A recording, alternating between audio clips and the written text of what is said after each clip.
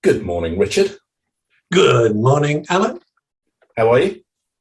Top of the morning. Thank you very much. Sun's shining. Had a good night's sleep.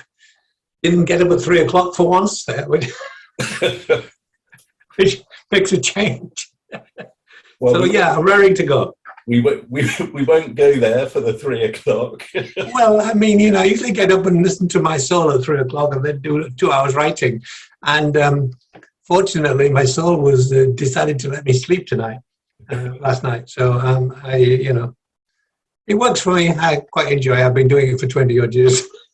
Not so many interruptions at that time. Yeah.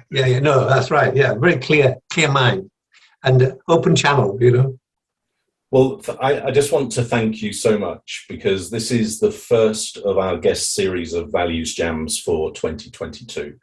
And I couldn't think of a better person to kick it off. So thank you very much for making some time. Oh, you're very welcome. And let's just wait and see what happens, shall we? Well, that's the beauty of these sessions, is that we have no idea what's going to happen. So like you say, let's see.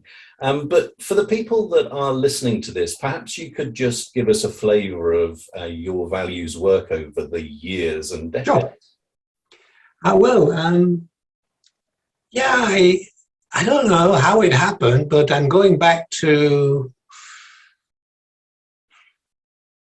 1992, 93, was at the World Bank, decided to set up the World Bank Spiritual Unfoldment Society, which is a brown bag lunch. People said I was crazy and should I get permission and et cetera, et cetera. So I said, we're just going to do it. Don't worry about it. Anyhow, and it was very popular.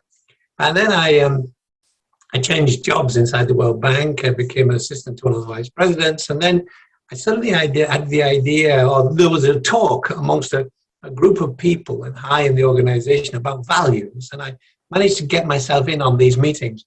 And then they said, we should do some work on values. And so I put up my hand up and said, yeah, I'd love to help with that.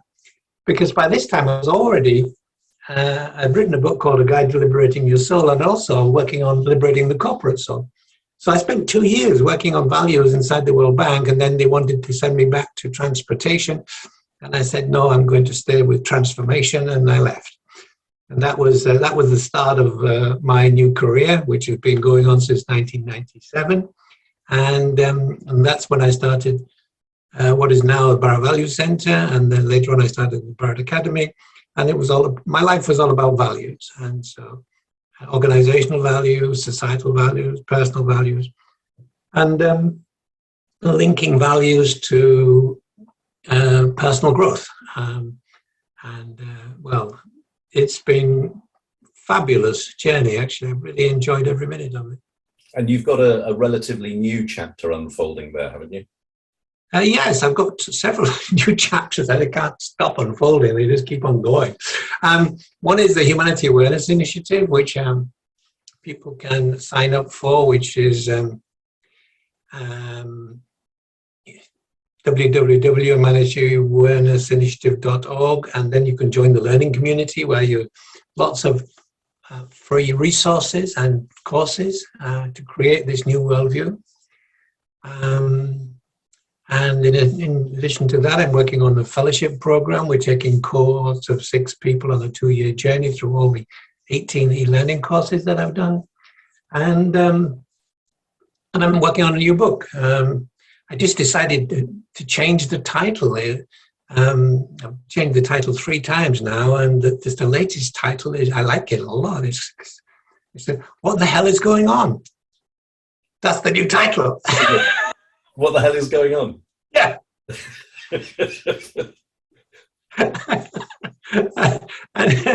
And so it's looking at the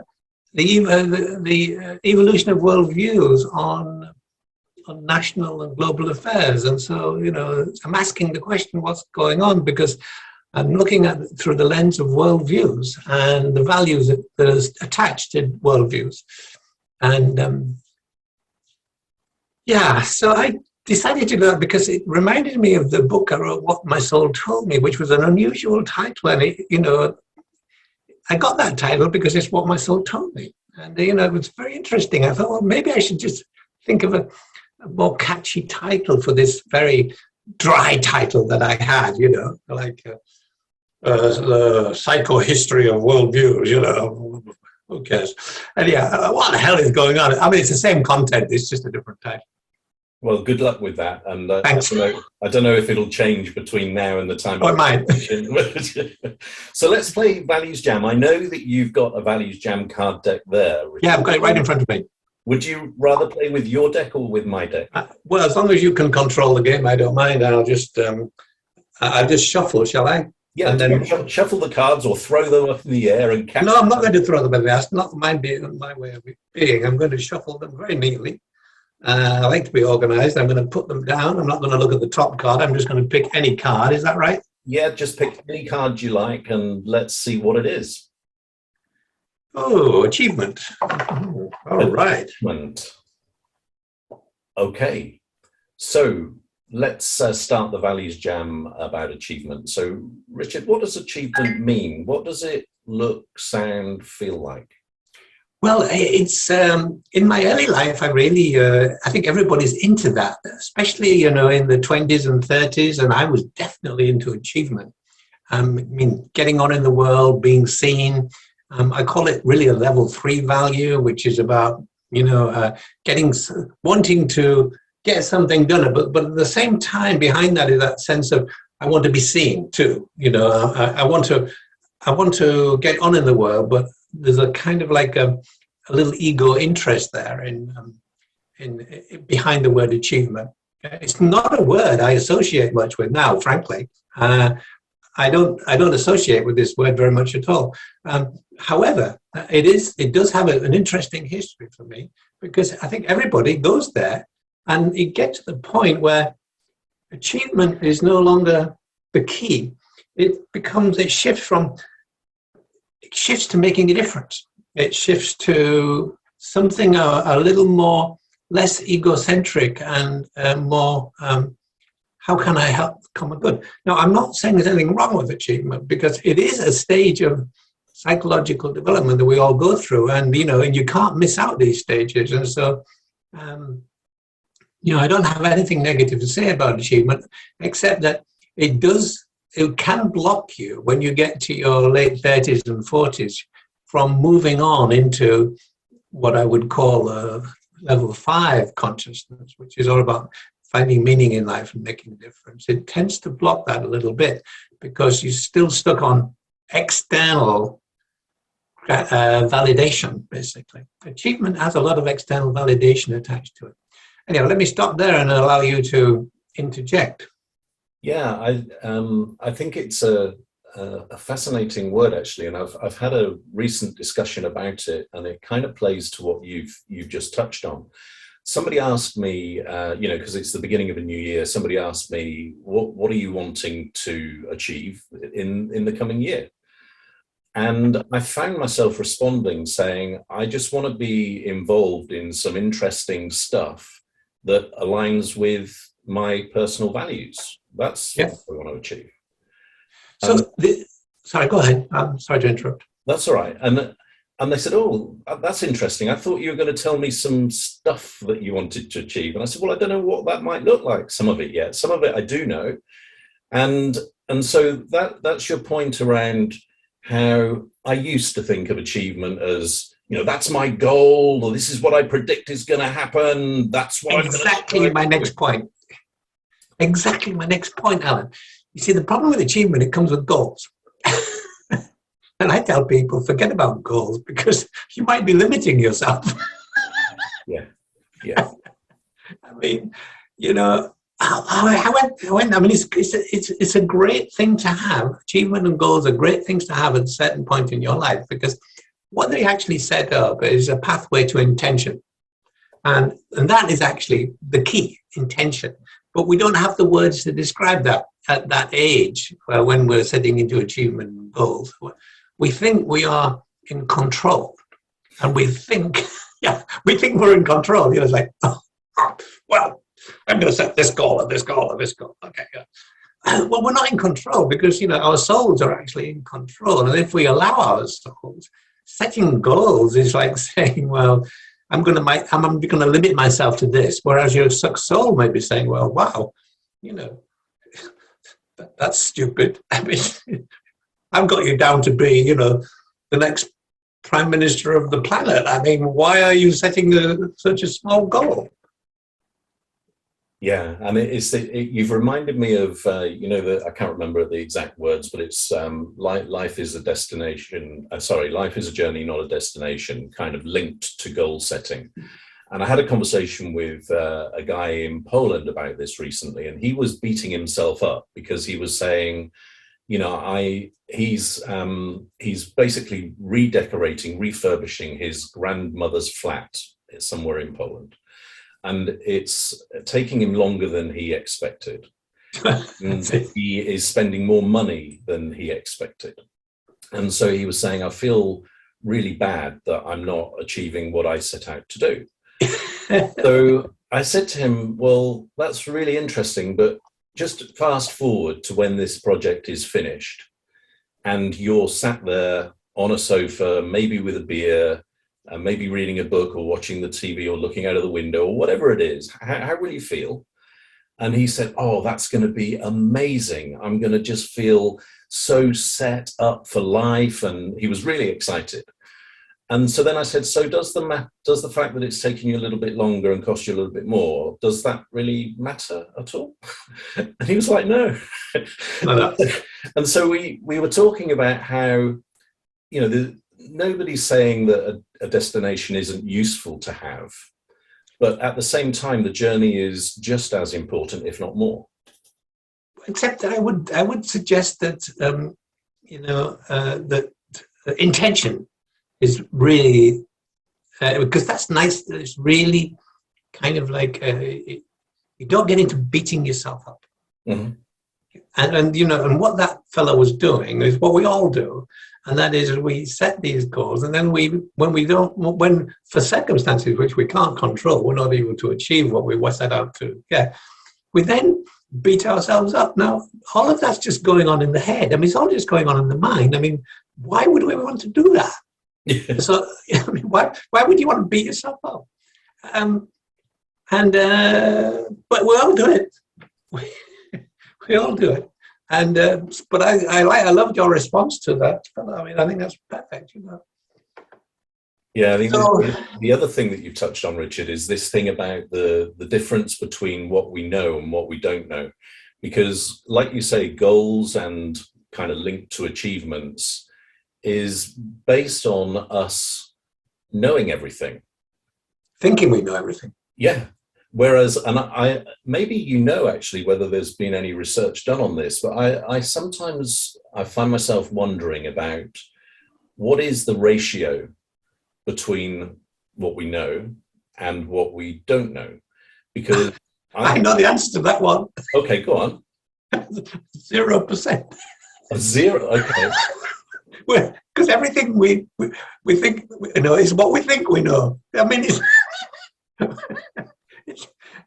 maybe 1 or 2%, you know. But I mean, and if you look at the history of science, I mean, you know, it's a whole history of thinking, of putting forward what we think we know and saying this is what we know, and actually, you know, a few years or decades later, it's actually, oh no, that's no longer true. Yeah. Well, and so there's a, you know, so now we're into a conversation about truth. Yes, well, I'm going to start using up until now, I've intuitively said, you know, what if what we know represents, say, 10% of what is and 90% is the unknown? But I'm going to change that now to 2 because of what you've said. It comes back to goals and achievement. You know, why would you base your life on that 2% when there's a 98% to explore? Yeah. You know, we tend to make, well, no, we don't tend, we do. We make decisions based on our beliefs. And so we only let into our mind, or we interpret whatever's going on through our beliefs. And our beliefs are just assumptions we assume to be true. They may not be true. In fact, mostly they're not true. And so, the world becomes, we interpret the world as we are, not as the world is. And so we always working on our own truth and not on the ultimate truth. And the ultimate truth is that whatever is. Mm-hmm. And everything, and we give everything all the meaning attached for us. There is nothing that you don't give meaning to. And you can have the same experience as me and you'll give it a different meaning to me. And that's because your belief system is different to my belief system. Mm-hmm. So what is. And we get caught up, very much caught up in these beliefs about what we think is going on, when actually we don't really know what's going on. And we can't possibly know what's going on because we live in a multidimensional world where there are other influences which we are not aware of. And particularly, I'm talking about the soul. Yeah. And this is not a question from the ValuesJam cards, actually, but you've made me wonder about the risk of too much focus on achievement. Because if we're not careful, we can put all of our efforts into achieving this thing that we decided we wanted to deliver. Mm-hmm. But the circumstances might have changed completely in the meantime.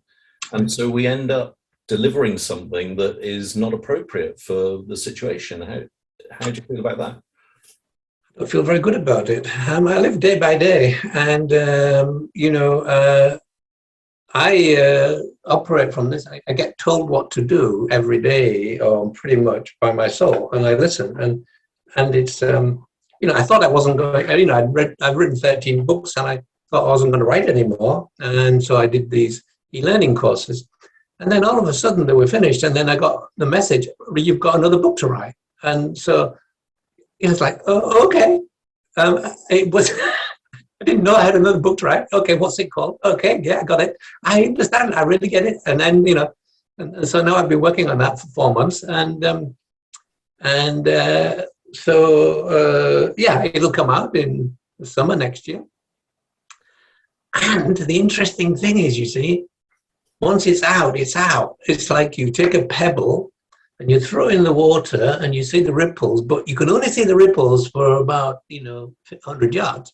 But the ripples go on and on and on and on and on and on. And if you're basing your achievement and goals on those ripples, which are going 2 miles, you haven't got a clue where those ripples are going. Yeah. You will always underestimate whatever it is. And so goals are not a good measure of anything, really. But I think that's why we come back to this word intention. I really like this word intention. I think maybe in goals, maybe the shorter term they are, the better it is. Like, I'm going to get this done today. Yeah. And I'm really going to try it really hard. And that is that becomes an agreement between you and maybe somebody else about what you're going to get done today. And that, so setting that as a goal, I think, is quite okay. You have to be responsible and accountable in life, and there are some things that come along. You can't say, well, I'm going to set the intention of getting that done today. That's just, it doesn't hang as true as probably you really want to get it done today, and you might not. It's true, you might not, because something else more important may come up and you may have to apologize. But I think in that sense, that setting a goal probably works quite well. I've just set myself a goal for today, but actually I may not achieve it, so I'll do it tomorrow. Yeah. And so let me push on this area, because are you saying that planning ahead is not useful?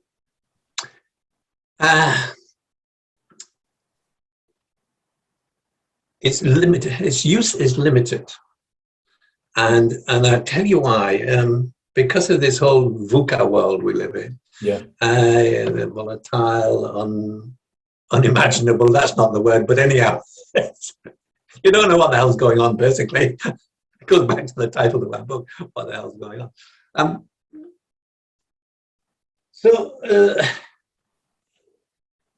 If you're doing, if you're now we're talking about strategy too. I mean, planning and strategy is all linked together, and so I think it's useful for a discussion in setting an intention. Yeah. Right? Because it brings up aspects of intention setting, which are linear, which may not be linear, actually. They may be looking at all sorts of perspectives.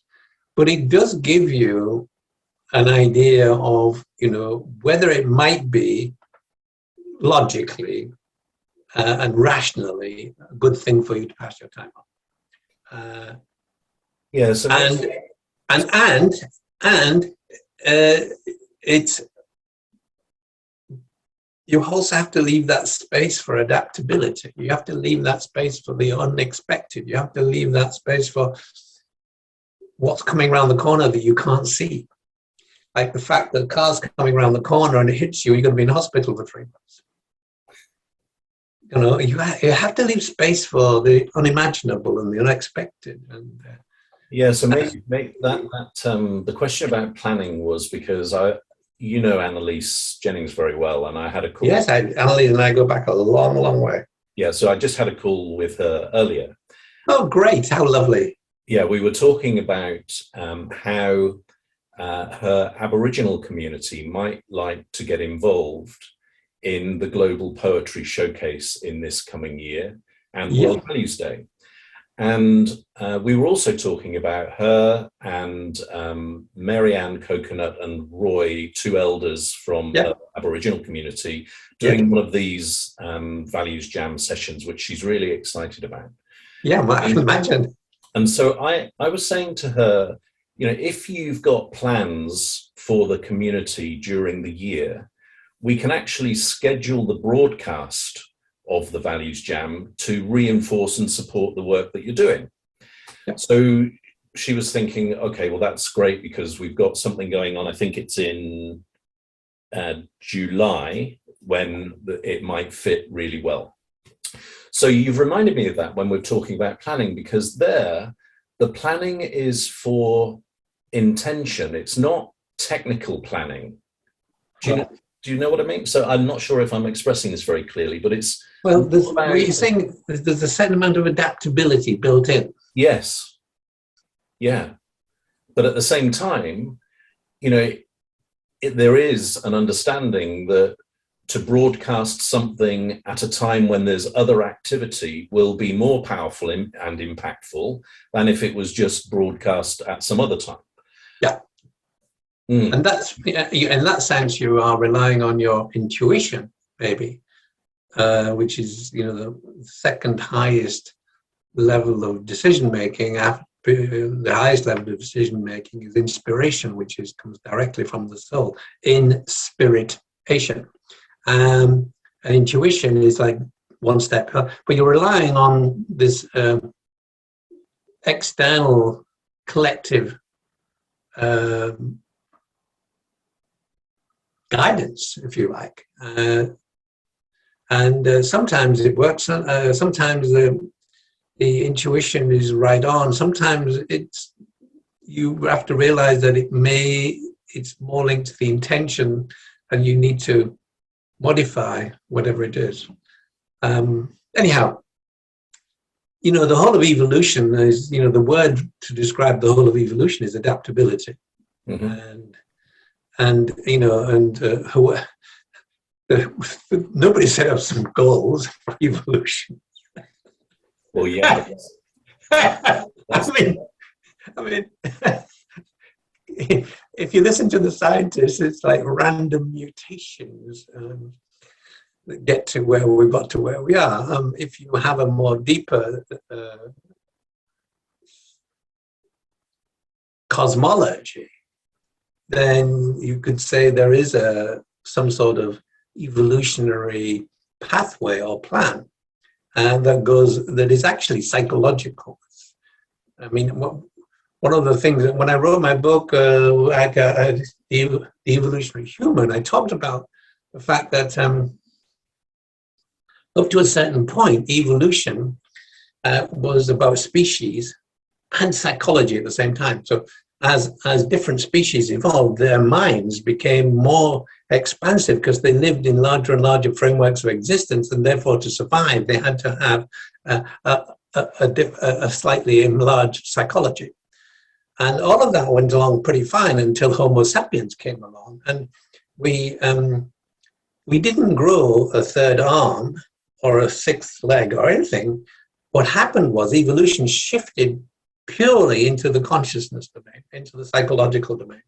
And that's what's been going on for the past 200,000 years. We've been evolving our consciousness, our minds. And so I would say that evolution has always been about the mind. Mm-hmm. In fact, the byline, I've got that book just peeking out right now, it's standing up. It says, The Evolutionary Human, How Darwin Got It Wrong. It was never about species, it was always about consciousness. Who's that by? Me, I wrote it. It is, look. You're playing the ignorant, I know. You did that very well, by the way. So on this question then, Richard, coming back to achievement and you talking about the evolution of the species, if somebody was to come and inspect us from another planet, and it was on the basis of our achievement to create a wonderful, sustainable environment for us all to coexist in harmony in, we wouldn't achieve a very high mark, I don't think. No, not at all. So why do you think that is? Because of the fears of the ego. Because we're so wrapped up in ourselves.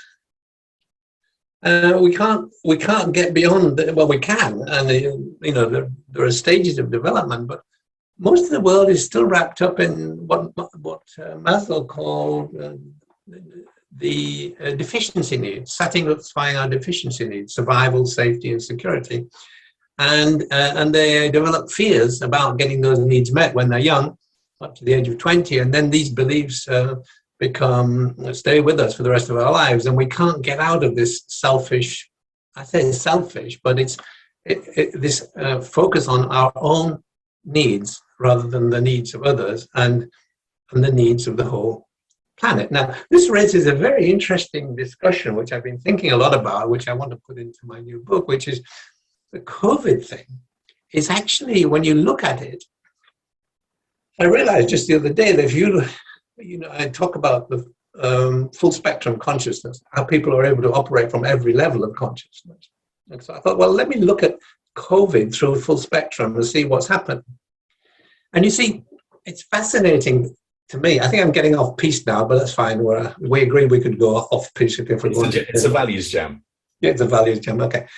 So one thing I realized is that the countries that have done best have been very authoritarian in their approach, like New Zealand. However, they are democratic countries. Mm-hmm. And the countries that have done not so well are democratic countries who are operating from the level 3, the experts performance. That's the UK case. So it's like all about what do the scientists say? And what the hell do the scientists know? They think they know all sorts of things, but what do they? I mean, and then you've got the Swedes actually, interestingly, who fell back on their level 4 consciousness, which was we have to find consensus and people have to be responsible and accountable. So we're just going to let people be responsible and accountable. So it's absolutely fascinating how countries have actually dealt with COVID from the 7 levels perspective, and even the most democratic countries missed the point that in full spectrum consciousness, you can operate from authoritarian and crisis level. Yeah. Yeah, and that was a huge insight to me. The last week I thought, well, wow, that is so interesting, because the big comment at the moment is, well, is it democratic to be authoritarian about demanding that people have a pass or people have this. Well, it's not democratic, but okay, if you're thinking about the common good, it might be okay. Yeah. To be authoritarian.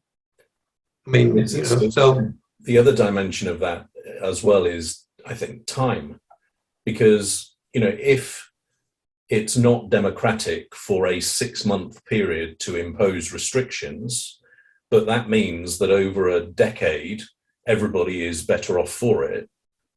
Yes, right. So it requires, I think, quite evolved people. We need evolved people running countries. And we don't have too many of them. However, the most evolved, the best, when you look at the countries with the highest level of well-being, they're mostly run by women. And it's like, oh, yeah, of course, yeah.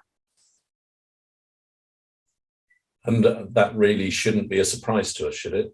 No. The future of humanity lies with women for many reasons. I'm going to write a paper about that, and I'm going to put it out in the next few weeks.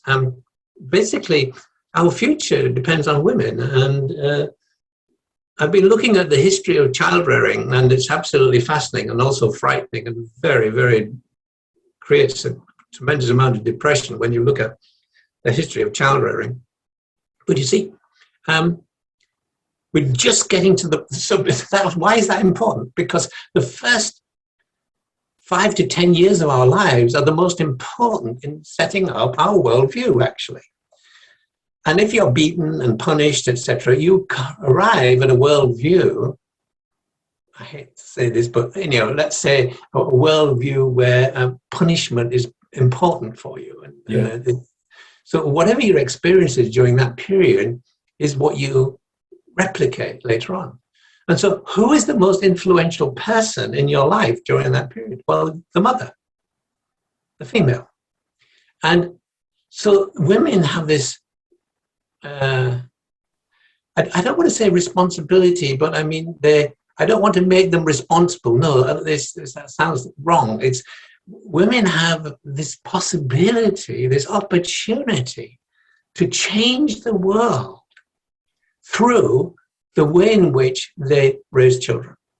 And of course, the more evolved we become, the more men are actually involved in child rearing. Now, this is a very recent thing in historical terms. Only in the last 50 years, 60, 70 years have men started to get involved with child rearing.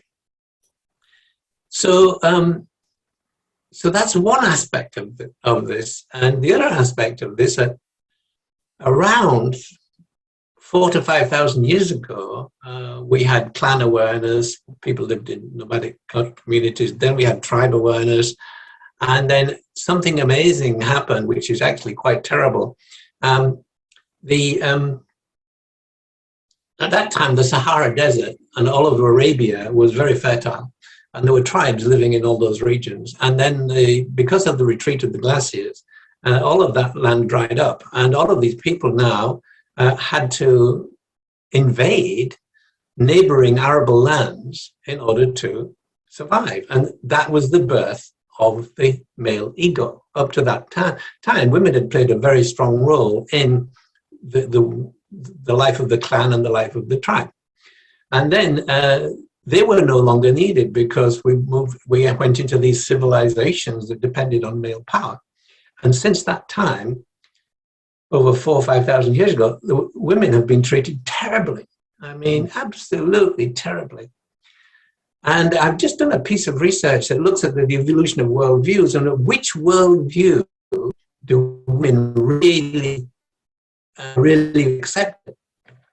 And it works out very clearly that as you move from the worldview of wealth awareness to people awareness, and there are only 7 nations on the planet operating on people awareness, the big differentiator is gender equality. Mm-hmm. So actually, most of the world is still operating with discrimination towards women, whereas in these countries, these 7 countries, and most of these countries have female leaders. So it's, I know really off piste here, but I don't think we are, Richard, because you're making me wonder and when you say women and men, I think of women characteristics and men characteristics rather than necessarily their gender per se. Yeah. But I'd be interested to hear your views about what a women view of achievement would be compared to a men view of achievement. I think it depends on the context. You see, I think it would be different. If a woman wants to compete in the world of men, then they would buy into all this goal nonsense. But many women get really fed up with this modern business world. They don't resonate with it because it goes against their values. So when they get to their 40s, they're out of it, doing their own thing. And in fact, I was just talking to two ladies yesterday. I had a wonderful talk with them about this topic. And they left their firms to set up their own firms so they could live by their own values. Yeah. And they still have colleagues in the old world, and they can see the despair.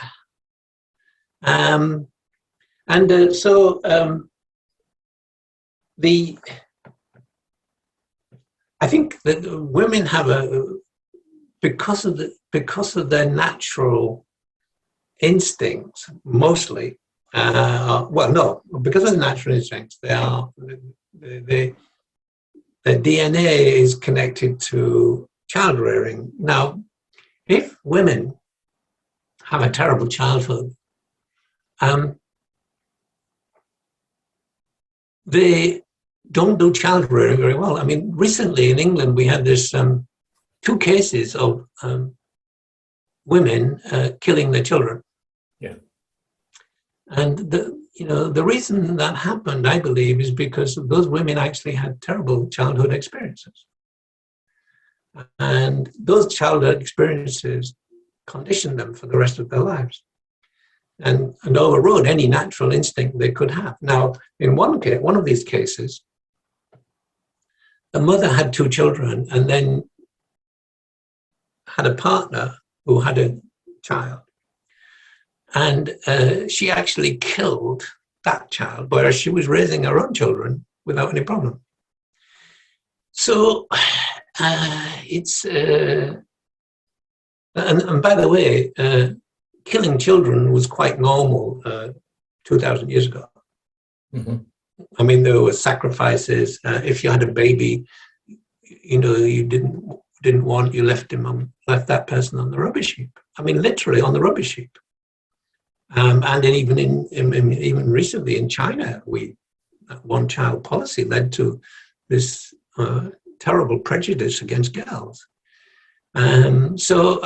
Anyhow, all of that to say, to get back to the point that the future for humanity, I believe, lies with women and their growth and development. And this is why what's happening in Afghanistan is so terrible. Yeah. It's like, these young women had this taste of a future where they could move into achievement. Right. Yeah. And there's also, but it's just all being taken away from them. And you were talking there about childhood and the importance of that stage. And later today, we have an education values jam. So it's a bunch of people coming together that are interested in the topic of education to really just think about what is education actually. And the reason this is coming to my mind is because if you think about the way that education is set up at school now, it is about personal achievement, right? It's about getting the grades. Yes, within a particular worldview. Yeah. And so the worldview of wealth awareness and nation awareness is all about arithmetic, reading and writing. Now, the worldview in people awareness is all about social conditioning. And it's about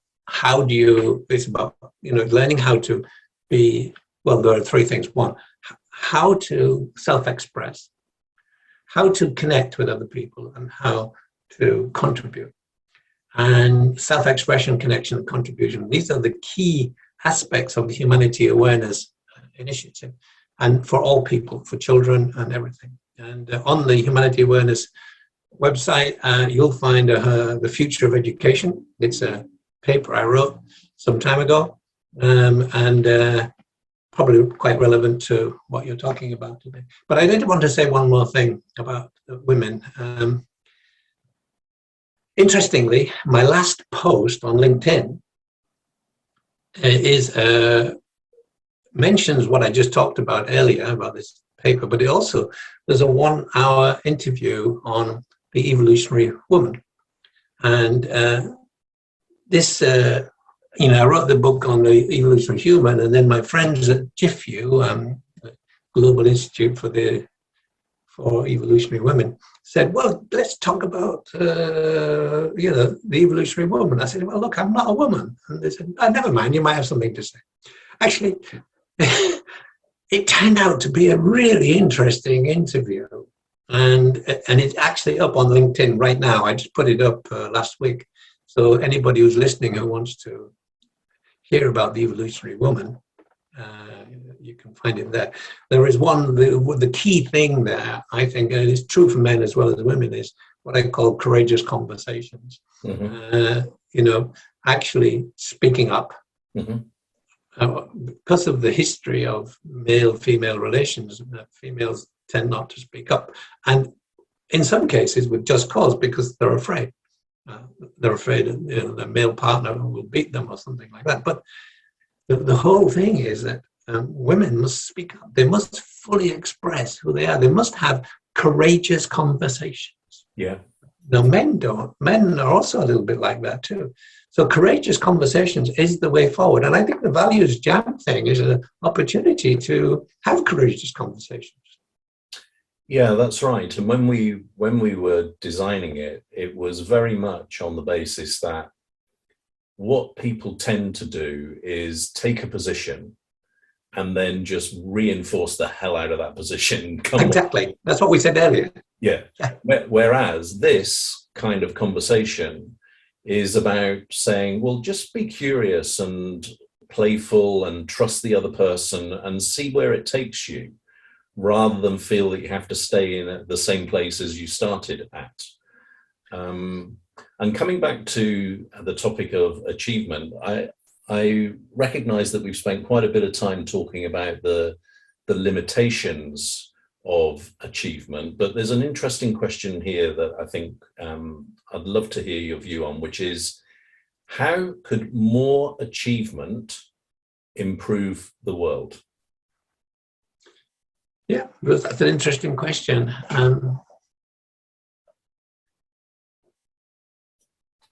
As I indicated earlier, I'm not a big fan of achievement. I think it's self-destructive because it stops you from being who you really are. And very often the goals that we set up are goals that are linked to being recognized in the world. The ego goals, I have nothing wrong with the ego. It's just the fears of the ego that are a problem. But anyhow, so I in my mentoring with young people, I often talk about achievement and say, well, this is fine, but you're going to move beyond that at some point. And so achievement is an ego. It's an ego approach to getting things done. Does it have to be? Because I'm wondering if people... It doesn't have to be, but it normally is. Yeah.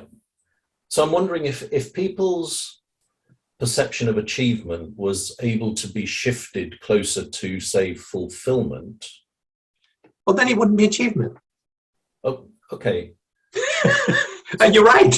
But it wouldn't be achievement. What's the difference between the two? Because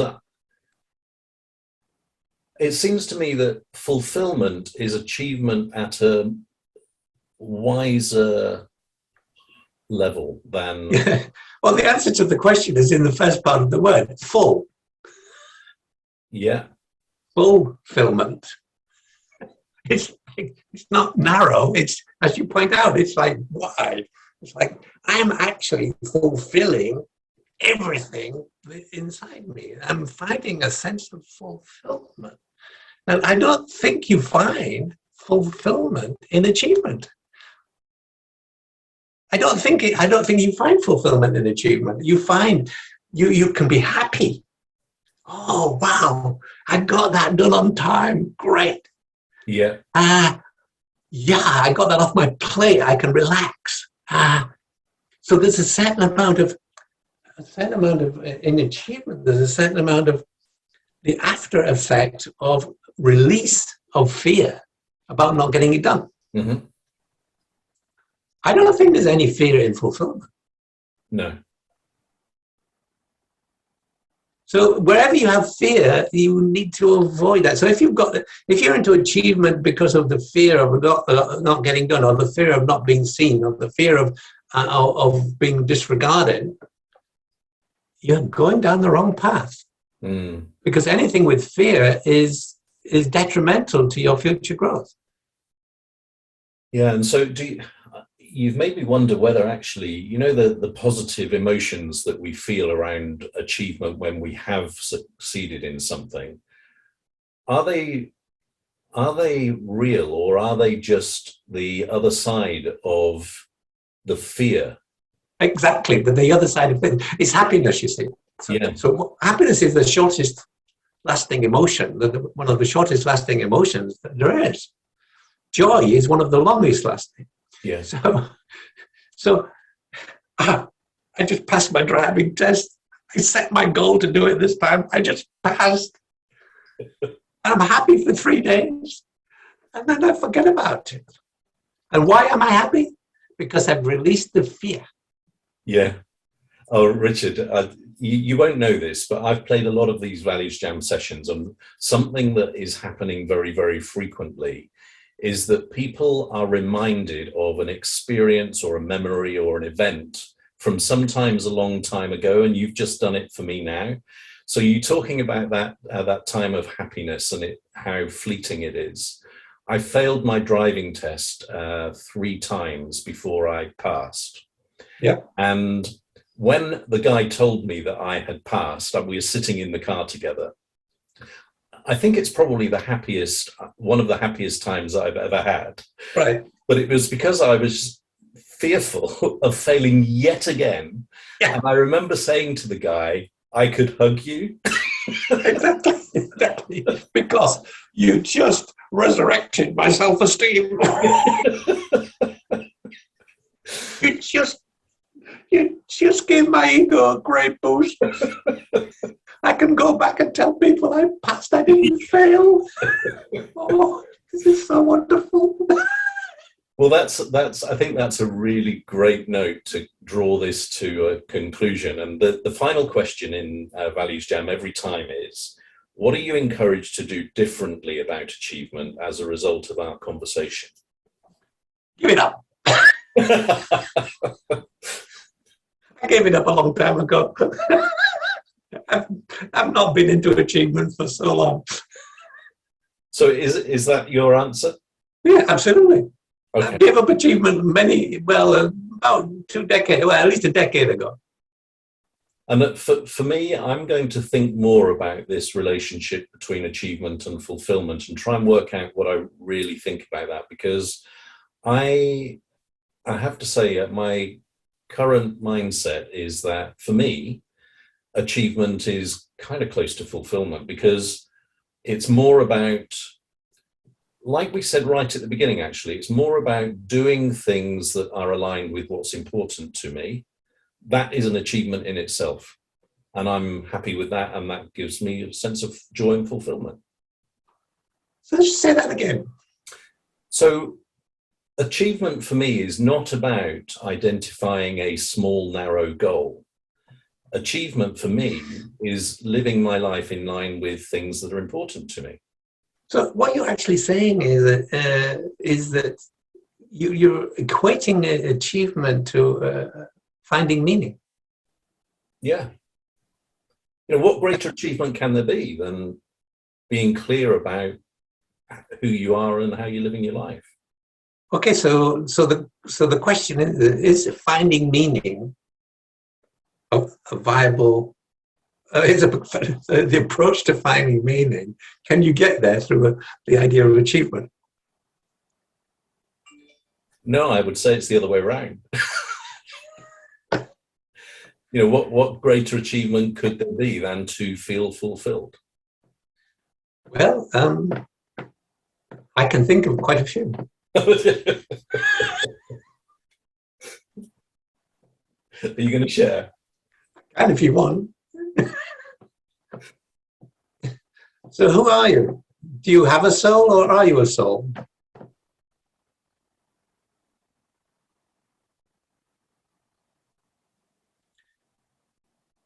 People usually answer yes to both those questions. And then I say, well, okay, so you're very confused.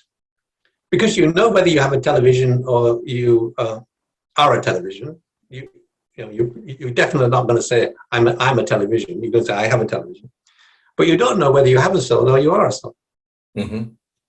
And so the greatest, for me, if we want to use the word achievement, the greatest achievement that you could ever possibly have is to become a soul having a human experience and completely surrender to your soul.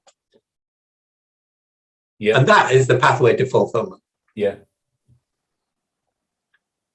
So that's how I focus. I focus on being a soul and identifying as a soul. And that is what allows me to link to the common humanity, because every other person, including you, Alan, by the way, is a soul. Yeah. And you see, coming back to, so you describing the way that you approach life, I can't help myself thinking that's an amazing achievement. Okay. But it is okay to say it's an amazing achievement, but I didn't set it as a goal. No. It was an intention. Yeah. So what we're saying is that it's okay to use the word achievement if you're looking from the future to the past, but not from the present to the future. Yes. That's what I just heard you say.